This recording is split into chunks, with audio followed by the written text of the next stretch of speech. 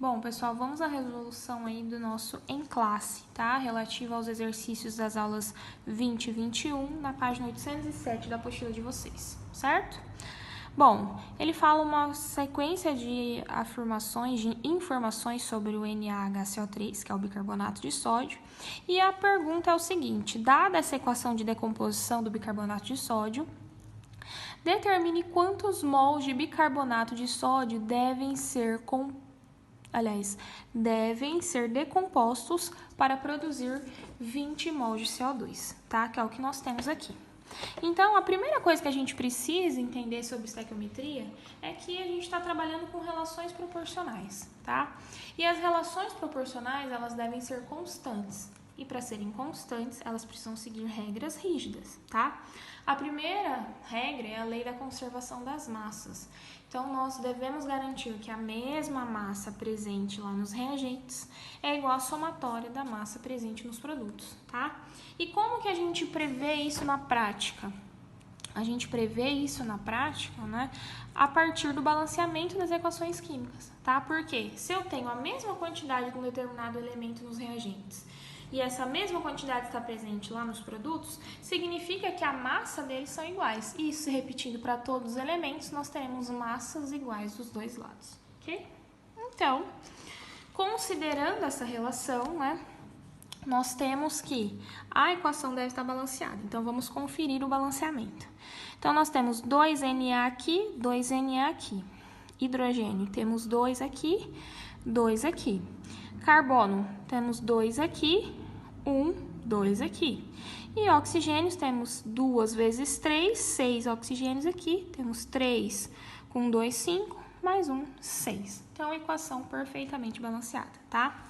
Então, com o balanceamento da equação realizado, né, confirmado, nós vamos direto para as relações proporcionais. Então, nós devemos saber quanto de mols, né, de NaHCO3 é produzido com 20 mols de CO2 são produzidos.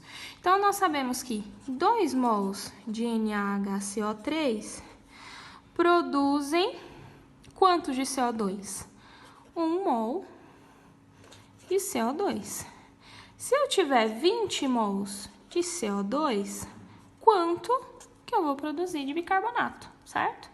Regra de 3 simples, proporção direta, multiplicação em cruz, isso nos resulta em um total de 40 mols de NaHCO3, que são produzidos com 20 mols de CO2, ok?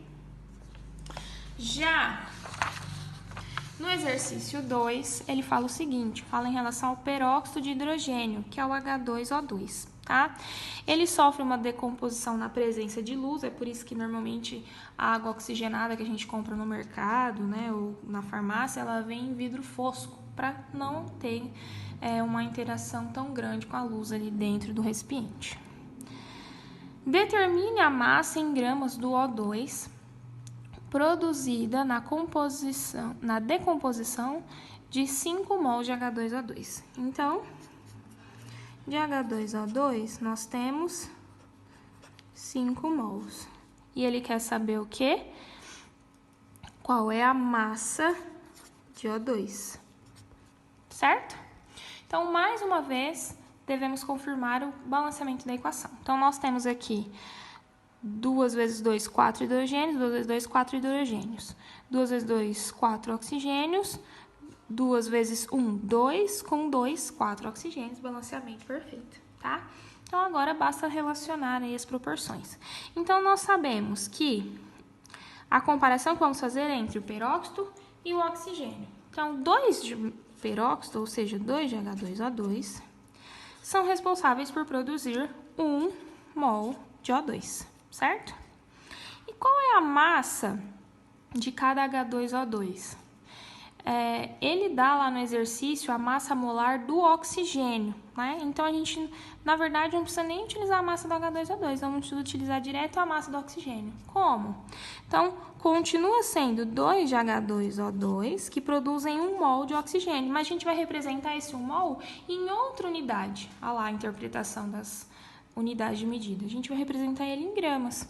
Eu sei que 1 mol tem quantas gramas? 1 mol de O2. 1 mol de O2 está lá no enunciado e tem 32 gramas. Então, 2 mol de H2O2 produzem 32 gramas. Se eu tiver 5 mols de H2O2, quantas gramas eu vou produzir, certo? Mas, professora, quando a gente trabalha lá com Kelvin, quando a gente trabalha com os cálculos de pressão, todas as vezes a gente tem que usar sempre a temperatura em Kelvin, pode usar em graus Celsius, porque senão dá erro. Por que que aqui vai dar certo? Aqui vai dar certo porque a gente está tratando de uma relação proporcional. As unidades de temperatura, normalmente elas estão relacionadas a partir de uma relação matemática de somatório, né? Uma relação de adição e subtração. Então, isso não nos garante uma relação proporcional de acordo com várias aplicações, tá? O que não é o que acontece aqui, certo? Aqui nós sabemos que cada representação de unidade tem uma relação proporcional diferente que a representa, certo? Então, aqui nós fazemos os devidos cálculos, né? Uma multiplicação em cruz simples, onde nós chegaremos que o valor, né, de massa aí do oxigênio produzido é um total de 80 gramas de O2.